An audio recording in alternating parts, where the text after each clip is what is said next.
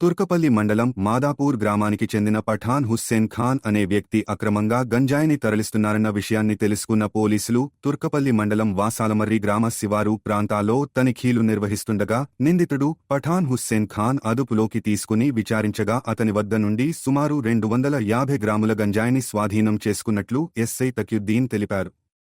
ఈ సందర్భంగా ఎస్ఐ మాట్లాడుతూ నిందితుడు గతంలో కూడా గంజాయి కేసులో నిందితుగా ఉండడమే కాకుండా సుమారు 15 రోజుల క్రితం మాదాపురం గ్రామంలో ఓ స్వీట్ హౌస్లో పనిచేసే వ్యక్తిపై దాడి చేసిన కేసులో కూడా నిందితుడిగా ఉన్నట్లు గుర్తించారు. ఈ కేసులో పరారీలో ఉన్న నిందితుడు ప్రస్తుతం పోలీసులు అదుపులోకి తీసుకుని కేసు నమోదు చేసి న్యాయస్థానం ఎదుట హాజరుపరచగా న్యాయస్థానం అతనికి రిమాండ్ విధించిందని తెలిపారు. అంతేకాకుండా సదరు వ్యక్తిపై తుర్కపల్లి పోలీస్ స్టేషన్లో హిస్టరీ షీట్ కూడా ఉందని అన్నారు. యువత గంజాయి వంటి మత్తు పదార్థాలకు దూరంగా ఉండాలని అన్నారు.